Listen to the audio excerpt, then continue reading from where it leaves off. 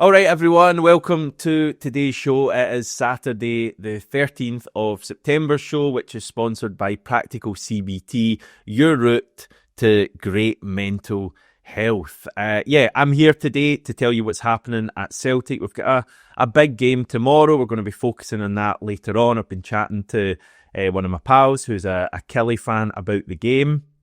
So you can look forward to that later on. But first of all, we do, of course, need to tackle what happened yesterday.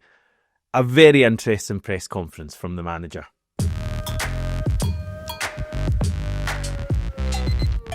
So fair to say it was a highly anticipated press conference. Brendan Rodgers back speaking to the media for the first time since after the derby at Ibrox. So much has happened since then. We had the end of the transfer window, Celtic scrambling, some players leaving, some players joining, some players not joining, perhaps most pertinently. So we touched on that. We also had that controversial statement that was released by the club a week ago. Brendan Rodgers wasn't too keen to talk about that yesterday. I'm not here to answer those questions because they're not mine, was the line that he gave on a number of occasions.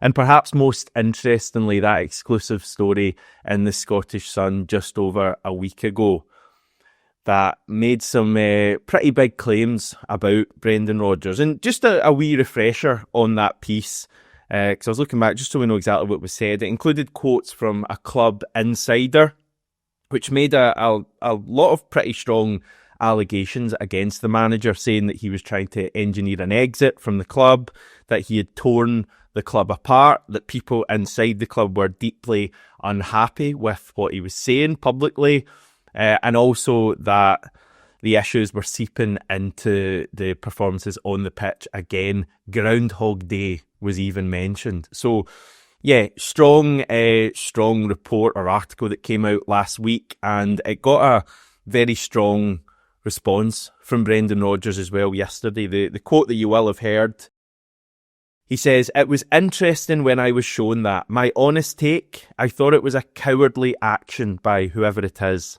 It's not something that you would want, and certainly my relationships with the guys that I'm close with here, with the board, I'm struggling to understand the why.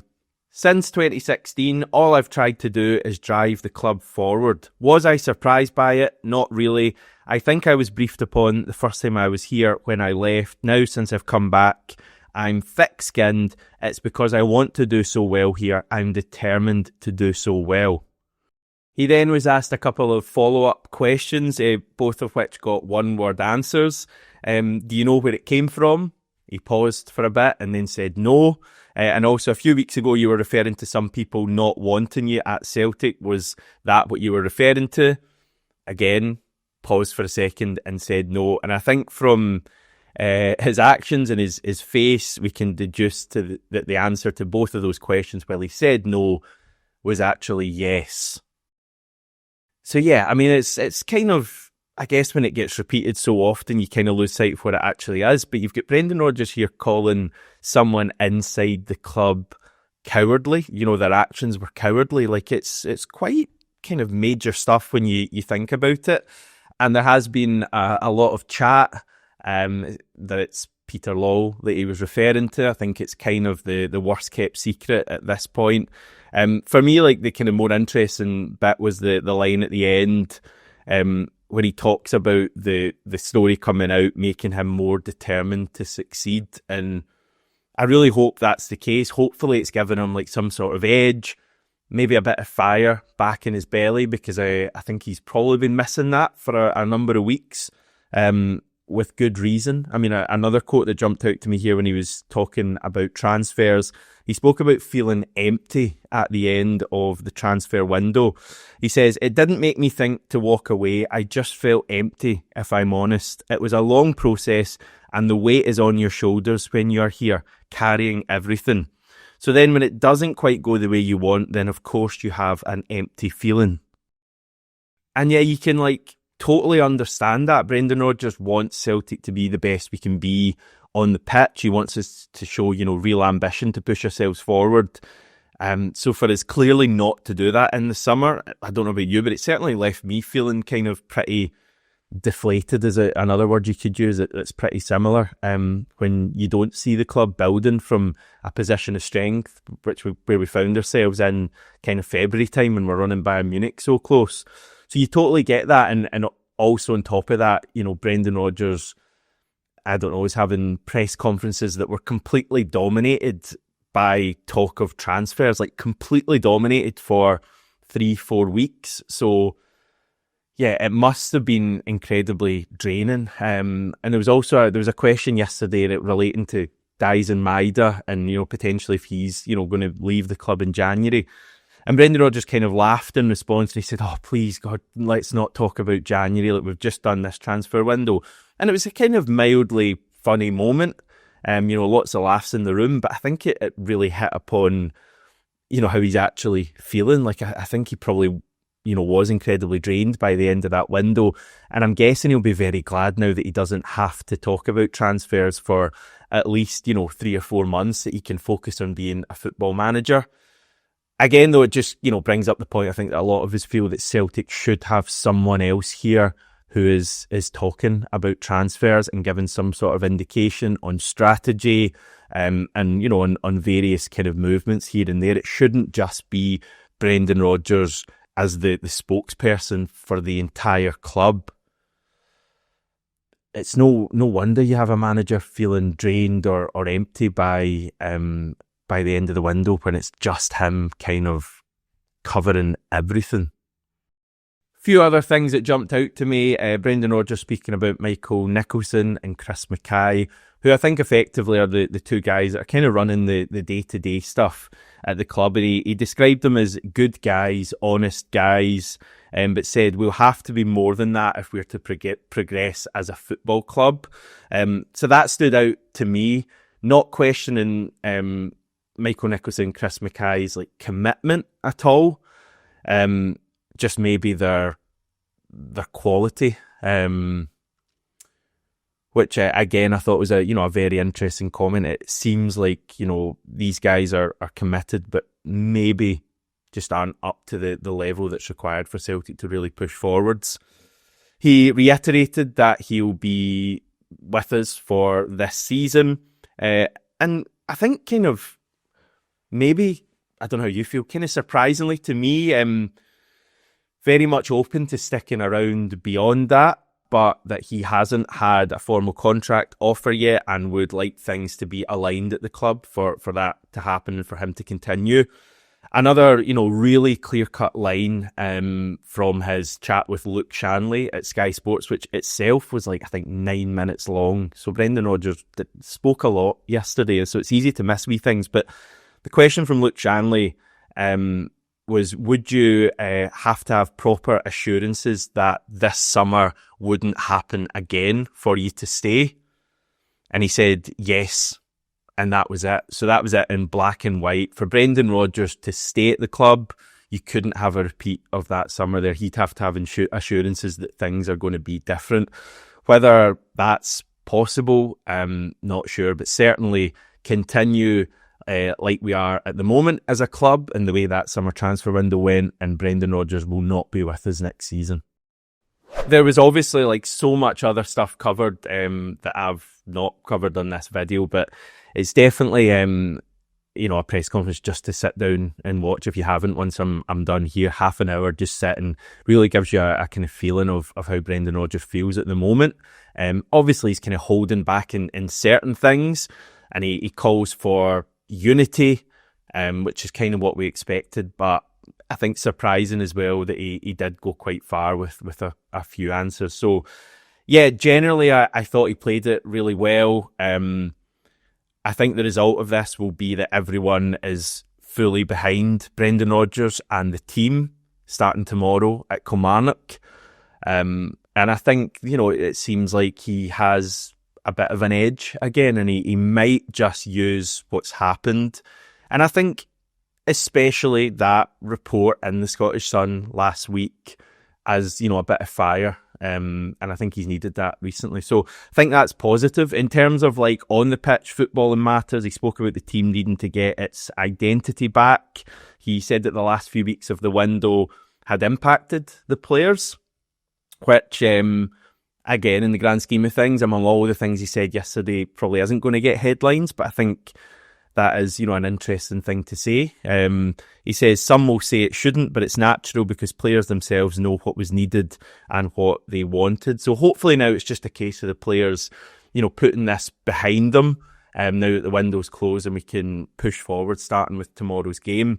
On Daizen Maeda, Brendan Rodgers says he's known since February that Daizen wanted to move on, that he wanted another challenge, quite possibly one final challenge before moving back to Japan, but that Maeda wasn't able to move on because Celtic weren't prepared enough to have a replacement ready, which is what we heard from Daizen, basically. He says he's pretty sure that Daizen will give his all for us moving forward, which I guess is what you would expect from Daizen. But that's a challenge for Brendan Rodgers. He brought up a situation with Luis Suarez when he was manager of Liverpool and said he got the best out of Suarez. So if he can do it with Luis Suarez, he should be able to do it with Daizen as well. But yeah, I thought Callum McGregor spoke really well at his press conference yesterday, says that he understands why we feel the way we do as fans. I think they would all rather that the situation was really united, but I think it is, it's very clear to me that the Celtic support are fully behind the players. Our issues with the those in power at the moment, and yeah, I guess tomorrow's protest it's kind of an awkward one because you are affecting the players to an extent. But equally, I would just ask people to look back at that statement we got from the club last Saturday, and I think to continue in the same way and acting as if that was all okay, the way that statement came across, I personally think would be the wrong move. So hopefully it's a case of this protest has some sort of an effect tomorrow, and then from the 12th or 13th minute onwards, the Celtic support are fully behind the team and we can get a big victory tomorrow. Yes, well, Brendan Rodgers called out cowardly behaviour at his press conference yesterday, and the same goes for browsing the internet without protection. Don't be a coward online, protect yourself with NordVPN, stay safe, stay private and keep control, just like Brendan demands from his team. Honestly, we need to get the scriptwriter here a pay rise. Yeah, the offer is very good. It's the best offer you'll get for NordVPN. And you can support the channel as well. nordvpn.com/CelticAM. Type that in or click the link at the top of the description. Right, it's Kilmarnock tomorrow at Rugby Park, and a day or so ago I caught up with my Killie supporting pal Callum, who also does the Forever and Ever Killie Fans podcast, and I started by asking him what the latest is with Killie's grass pitch that will be in place for next season.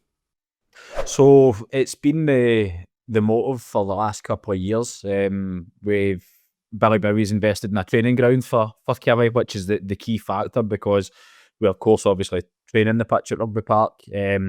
So we will be getting back to grass, and again I've said to you before, man, I think it's can be an easy excuse for folk, but don't get me wrong, I would rather see a grass pitch. There's no doubt about that, and I'm pleased that we will be getting back to it, and that is 100% happening, and that's where you maybe see a wee bit of difference in Killie, even with the new manager and stuff, which I presume will come on to, but there has been cost cutting in order to fund this training ground and the new pitch been laid at Rugby Park, and it's especially traditionally, maybe some of your kind of older listeners that will be tuning in on YouTube will remember Killie back in the 90s and stuff, you used to have arguably the best grass pitch in the country at one point. So for the likes of my dad and that's always something that he refers to, that he was always upset with the plastic pitch because of how proud Killie used to be their surface. But the last few years, but before we changed to Astro, was murder as well. And I would always make the argument as well that a lot of the Premiership pitches come December, they're terrible, and I don't think they're any better than playing in the Astro. And I actually know a couple of players that maybe sometimes wrong to put their name to it, but claim to prefer to play in the Astro than the grass. But you don't hear that very often. Interesting. In terms of the stuff that's actually happening on the pitch, so Killie were managed by Derek McInnes last time we saw them. He's off to Hearts. We won't go into the drama of that, but you do have Stuart Kettlewell in now, who's a familiar name. He's managed at least a couple of other top flight teams prior to Killie. how are you feeling about Kettlewell now? That's the key thing is now. If you asked me when we appointed him, I was really, really, really disappointed. There's no point in hiding that. I've already kind of publicly aired my views in my own podcast about that. But he's went about his business pretty well. I think that a lot of people seem to think he's a great communicator, but I would argue at times that he speaks a lot without saying a lot. But I think that's actually a tactic. He doesn't maybe come across as your run-of-the-mill football manager, but he's like because he will give long, in-depth answers, and you know that yourself, man. When you're reporting and stuff like that, that's pretty welcome at times because at least it fills. There's nothing worse than trying to draw blood out of stone. But so he definitely talks a good game, but sometimes you get back and think, what did he actually say there? Because it said a whole lot of words without saying anything.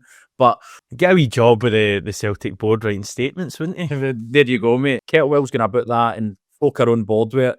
We're no spectacular, but we're not terrible either. And I think that stuff's shaping up quite nicely, and it's been a lot of new players in, and it's got to take time to bed in. Yeah, 4 league games so far. None of them won, but also none of them lost. A bit like Rangers and Motherwell are the other team. A bit strange that there's 4 teams with 4 draws from their opening 4 games. Seems a bit rare. Just in terms of incomings and outgoings from the summer, I'm looking through the players that left. Obvious one is Daniel Armstrong, who I think it maybe wasn't quite as good last season as he'd been previously, but he's away to Romania. Liam Donnelly left you. Gary Mackay-Steven left you. Kyle Vassell, I guess, was a big one. Corey Ndaba, I know, was a good player as well. He's left for Lecce. And in terms of incomings, who are you talking incomings? Strycek, was he the goalkeeper at Livingston? Was that a few years ago? Aye, it was. So we brought him in for Poland. He ended up going back across, and we brought him back. So that's pretty good. And obviously Robbie McCrory's away on loan as well. He's just somebody that's never been able to get going at Kelly, which is a shame because he seems to look like a good goalie. Like he's got the build, the size, and there's certainly times where he's got all the attributes for that, but he's never really get going. So getting like Strycek in is welcome. He seems like a proper number one.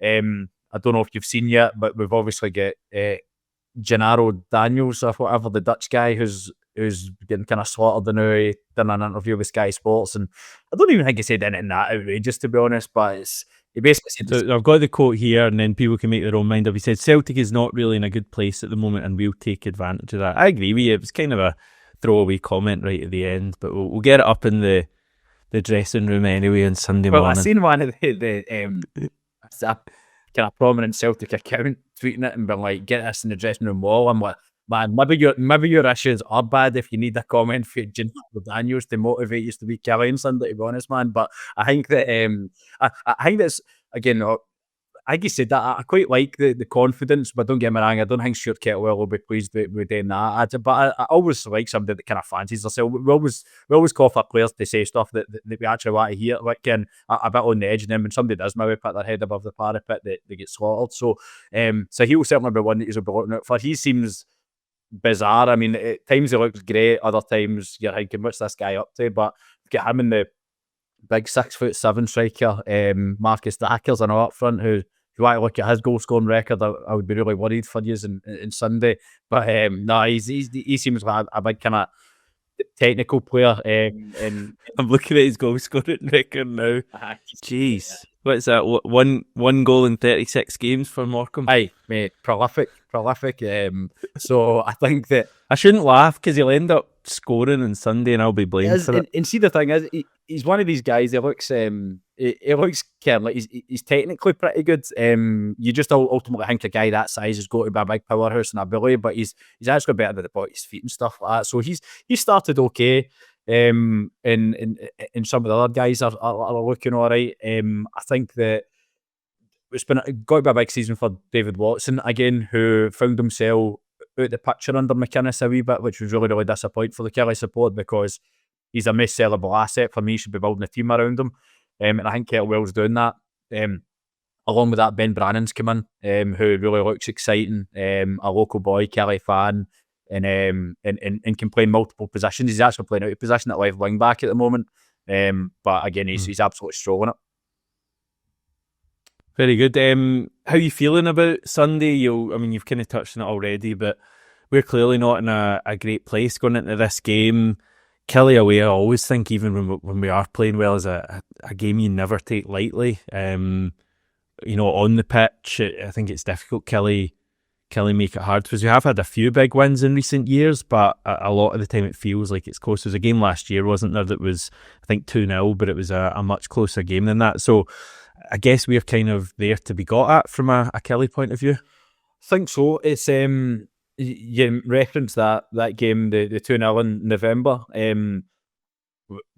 That was as good a performance as we had all season, because we never get gone last year, to be honest. But I thought we were excellent that day, and it was really, really, really harsh on us. Schmeichel made a few great saves to keep us in it, and we missed some big chances. And I think the goalie basically chucked one in the net. McGregor kind of cross-come shot, go to save it.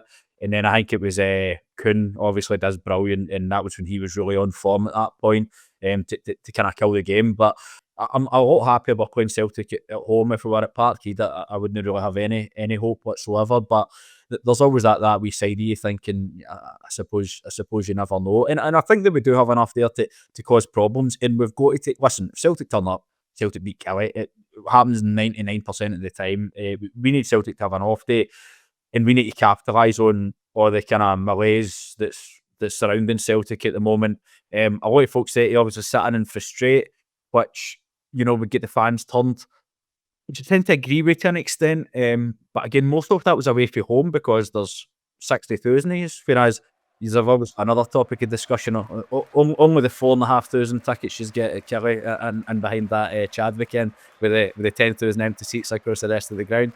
But I'm actually hoping that we come out a wee bit all guns blazing and try to put you guys under a lot of pressure and know that you're really in a game instead of having it all your own way. And I know with the pitch it's hard to kind of dominate the ball with that anyway, but I want us to come right with the traps, and I think that'll cause the fans to get frustrated a lot more than you having the ball, knowing it from side to side. If we can come out and try and get a goal and get you guys chasing the game, then I think that would bode well for us.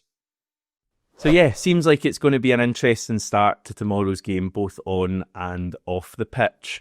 In terms of team news for tomorrow, we got that as well from Brendan Rodgers yesterday. Kieran Tierney is back in training. He's been out for 8 or 9 days. There wasn't anything, conclusive on whether he will play tomorrow. I would suggest that he probably won't start, given that he's been out for a wee while, and also it's a plastic pitch, so we might well see Marcelo Sarachi in at left back.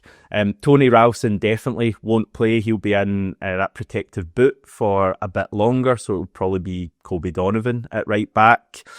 Obviously, Jota, Alistair Johnson out. I think Austin Trusty still out as well. Kelechi Iheanacho is available for the game, so that is positive. And yeah, I'm just hoping that we see some changes in the starting lineup. It's a tough lineup to predict.